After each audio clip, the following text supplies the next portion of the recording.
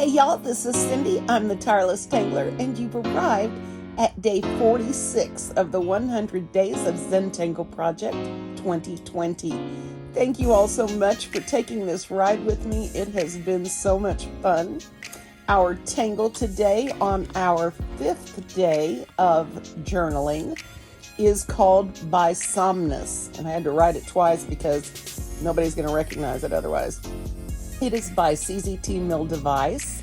She is from South Africa, and it's very similar in some ways to some of the other radial tangles we've done. Lots of lines, but this has the ability to go outside a square and be something really fun. So let's take a look at this. Bysomnus is the 5th in our series of radial tangles. It is similar to some of the other ones we've done in that it is filled with lines. And we are going to take a look at it and see what sets this apart from some of the other things that we have done so far. I wasn't real thrilled with my first attempt on it, so I'm going to be excited to see if I can get something nicer out of it on this tile. So this tangle has the ability to be organic, and one of the examples that Milda has at Tangle Patterns on the step out is this very cool sort of thing where the lines from one sort of converge swirly into the lines of another one, and it's just really cool. Y'all should, if you have time, go take a look at it. I think for today I'm going to stick with doing one.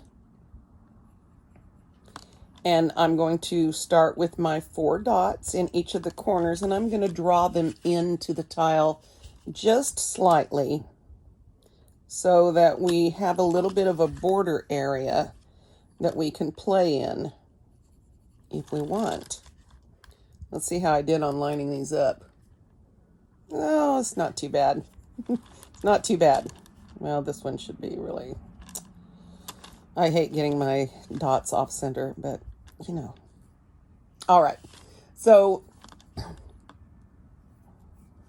aside from my misplaced dot, I'm going to keep the lines fairly simple and straightish. No, none of my lines are ever truly straight, but I'm going to attempt to get them sort of like that. Yeah, see, that dot would have been just tragic. All right. So I'm not going to use a string. What I'm going to do is start in the middle of this penciled square or penciled tile, I don't know. And we're going to start with the tangle well. Now, some of you beginners may not know how well is done. It's very, very simple. It's one of the basic original Zentangle tangles. And so well starts with a curved line between a corner and a middle dot. So let me show you how that goes. You take off from the opposite side of the dot from the corner, and then you make a nice open curve right up here, and you continue and really, really turn your tile on this so that it turns out evenly for you.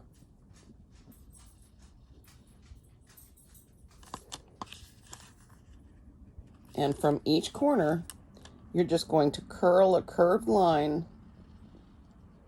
around this middle dot, okay? And this is the beginning of the tangle well, all right? Lots and lots of different things you can do with this.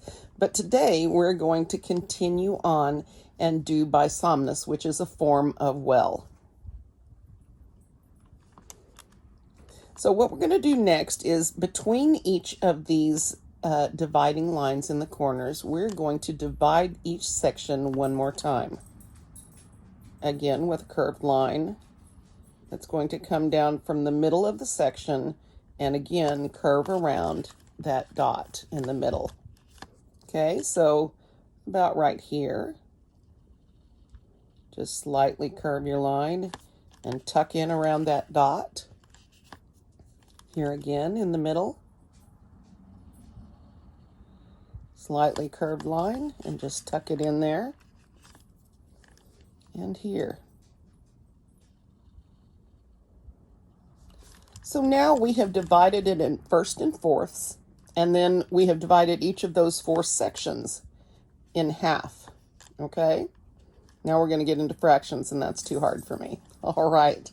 So the next step is to go out to the end of one of these lines, the outside edge, and we're going to connect it to the line in front of it with a slightly curved line that hits this about 2/3 of the way up, which is what Milda suggests in her tile, or in her step out.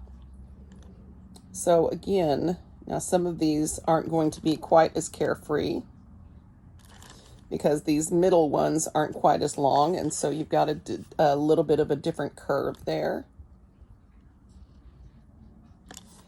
But again, trust the pattern, it's still going to work.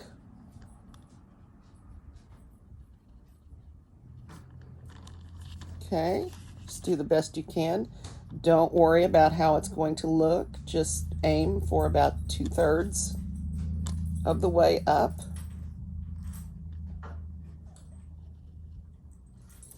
And continue.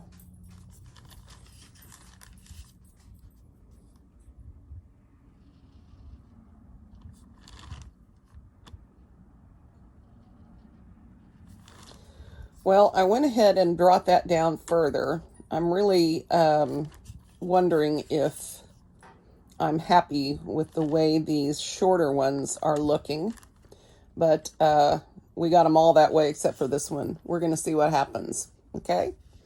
Now, the next part of this is very simple. We are going to fill these again with the radiating lines like we have been doing in many of our other radial tangles. So I think I'm going to start up here and draw this toward me. I'm going to follow, this is an aura line, or yeah, aura. So I'm going to follow the curve of this line and then come in again and tuck into this black dot. It's going to be a busy area once we get done.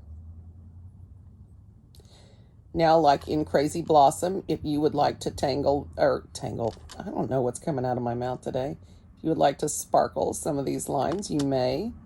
I have not tried it, so I do not know if it will be effective or not. We can certainly throw a couple in.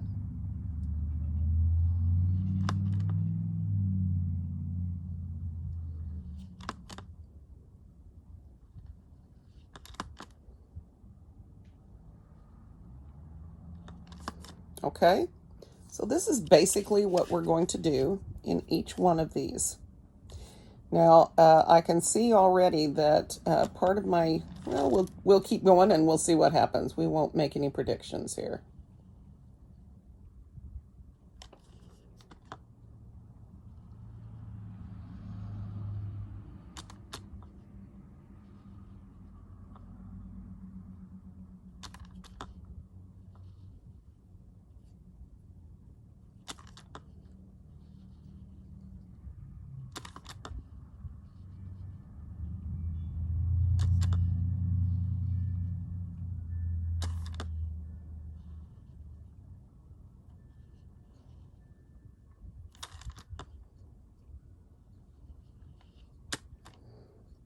Okay, continuing.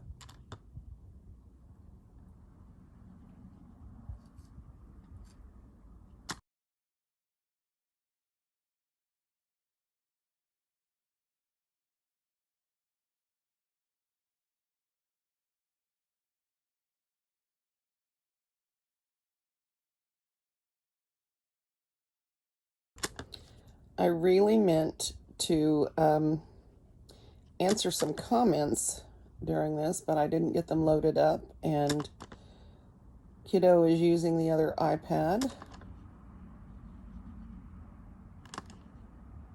So I think we will try to save that for tomorrow. I know I had a couple of things I wanted to tell you regarding yesterday's. Okay, again, not my favorite situation, but we'll keep going. I think I'm going to change back and try drawing this toward me. Maybe that's not the best choice.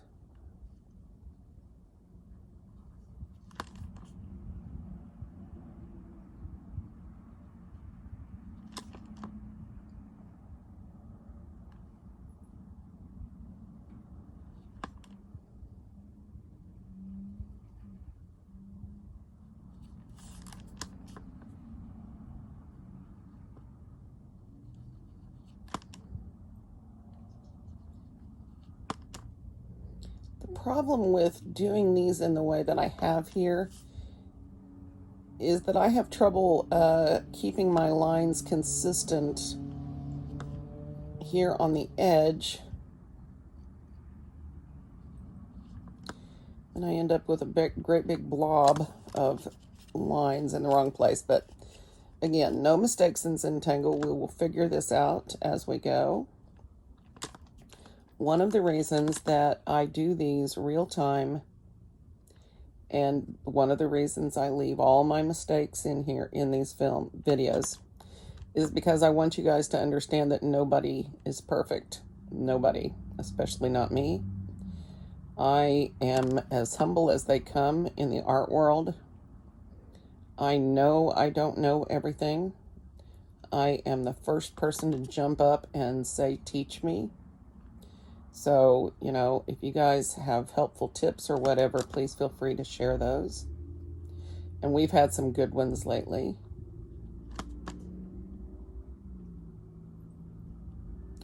And I wanted to point out also that if you've noticed that many of these tangles we're doing are similar in the way they are formed to each other. And there's a good reason for that. It's because Zentangle art is generally formed with the same 5 strokes of the pen. The dot, the straight line, the S shape, the C shape, and an orb shape, or a circly shape. Since I don't make circles, we call them orbs. That's how I'm going to go with it. So I guess the sparkles are good in this. I guess that works okay. So I'll probably try to sneak a few more of them in. The reason I'm not doing these on them on the first couple of lines is that we are going to come back through here and thicken this third line here, and make it a little bit darker for effect. So I'm not bothering to sparkle on that line.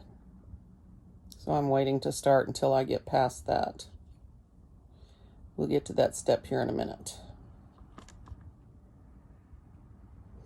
Remember, it is essential to turning your tile is essential to keeping your lines pointing the same direction. And remember, you're pointing at the center, okay? All right, a couple more. And then we will hit the next couple of steps.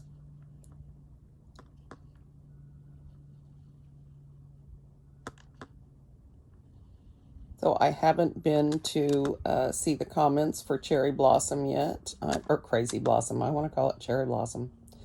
I'm curious what you guys thought about that. If I know you, I suspect you really liked it, but maybe you're tired of doing these. So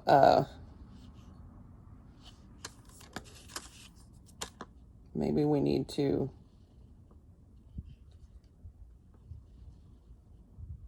look at some different things coming up. Doing the same type of tangle every day tends to get you results that look similar,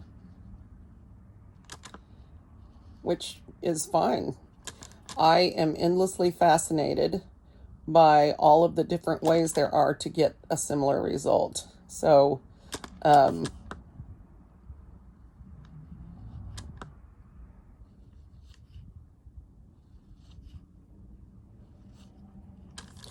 and usually if a tangle has a separate step out on tangle patterns, it is usually different enough from the other ones. But, you know, that's individual. So you can see the difference that tucking this one down further made as opposed to these here. And you can choose to do it however you want. There's no wrong way to do this.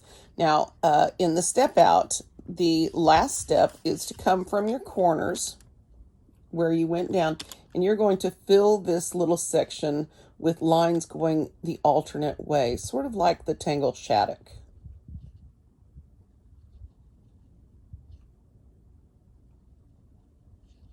Take your time and breathe.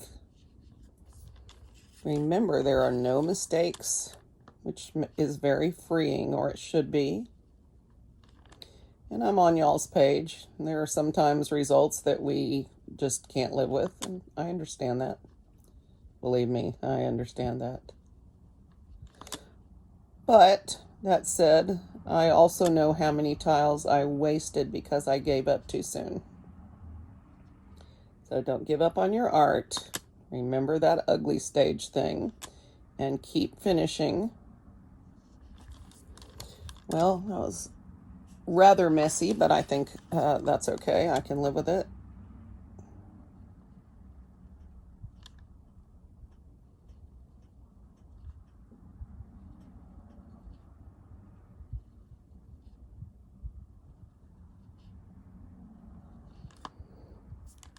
All right.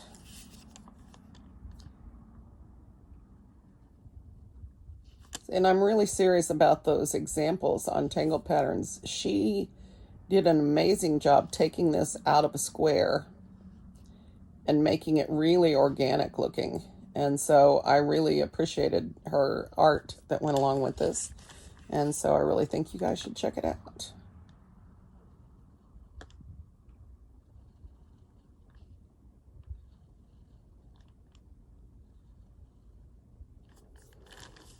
Okay.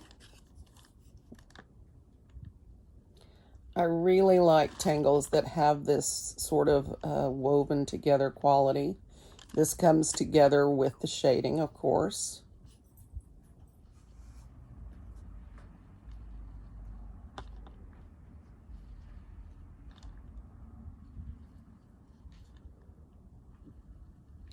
Oh, one thing I wanted to mention to you guys is that I am using a new video editor, new software, or a new app, as it were, since I create off my iPad.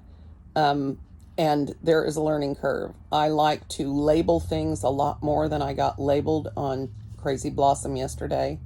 So some things slid by that I wouldn't normally let slide. And I want you to know I'm not doing it intentionally. Because the captioning thing is so hit and miss, depending.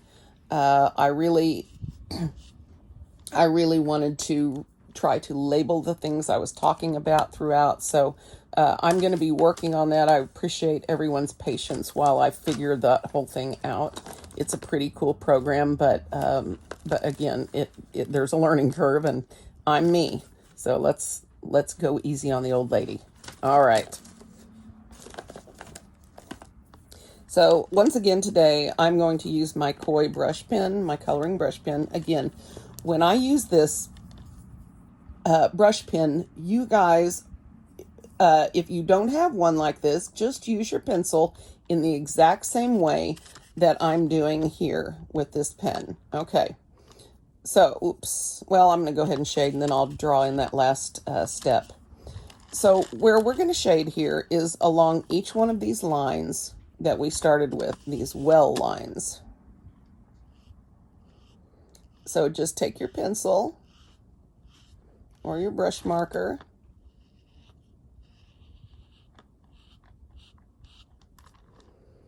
and go down the outside edge or the inside edge, or however, whatever you want to call that edge. So between the initial little petals, okay?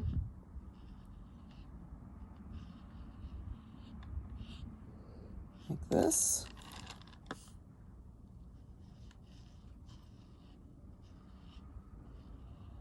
I'm gonna have to figure out how to do this so my middle petals look the same as the others. I think they need to be longer. to get that effect.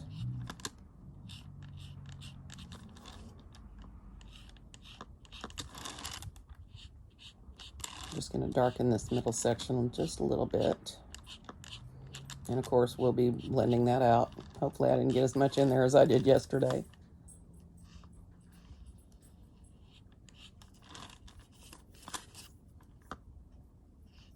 You can see that shading is really the defining thing here. It does a lot of, the pattern does a lot of the shading work for you in that it, with the lines, as they converge, they bring a darker place naturally. And this is the reason I don't sweat areas like this, because I know that by the time I get done shading everything, it's not going to be as noticeable. Okay? All right, so the second place I'm going to shade is, again, where these lines are at right angles to each other. So along the top curve.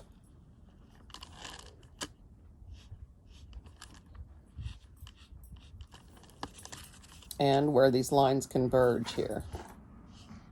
Simba wants to say hi to Karma. Hi, Karma, woof. He says, I wish we could meet in person. I think we would have a really great time playing in the backyard. I agree, Simba. I agree. I bet she's a great playmate. Dobermans are awesome. But Rotties rule.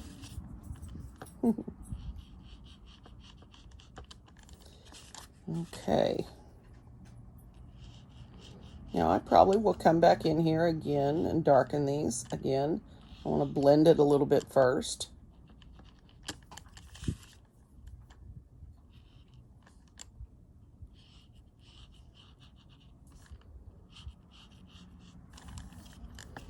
All right, now let's do a little blending and we'll add our last step. Again, this is my colorless blender marker that I got with my Tombow water-based markers. And this makes a nice blending tool. As long as I can keep color off the end.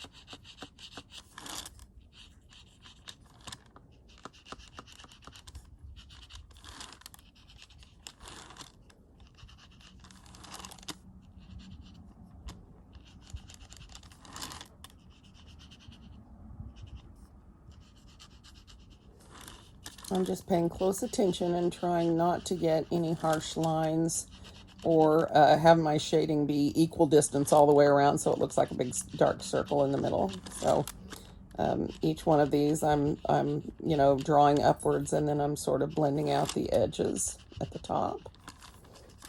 Once it dries, it will be much lighter. Maybe not much lighter, but quite a bit lighter maybe.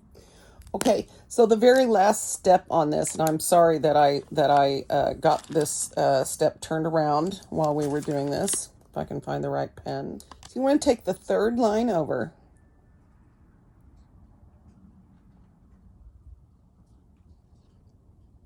And you just want to darken this line a little bit. And you can make it thick, thin, whatever you want it to be. It's just a point of interest.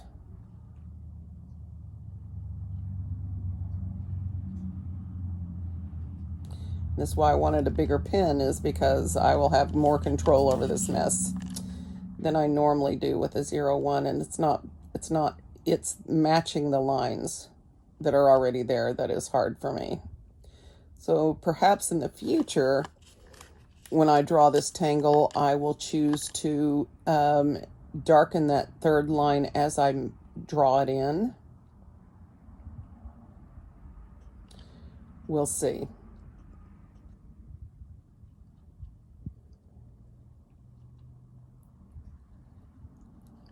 We don't always get what we want, but I generally find out it works out in the end. 2, 3.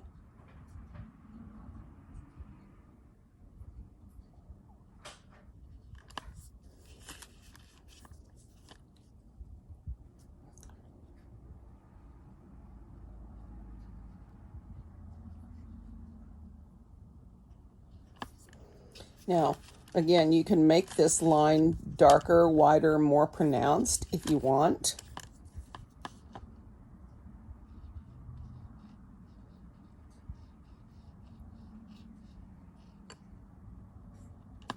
And if I find my PN or my 0.8, I may do that. It's like once the camera turns on, they all get up and run. Sometimes I think the kiddo has got a safe haven for them in his room where he's hiding them before the crazy lady gets them. Luckily, he's got his headphones on. He's listening to YouTube, so I don't have to worry about him butting in right now. Or do I? Yeah. He's perfecting his mwahaha.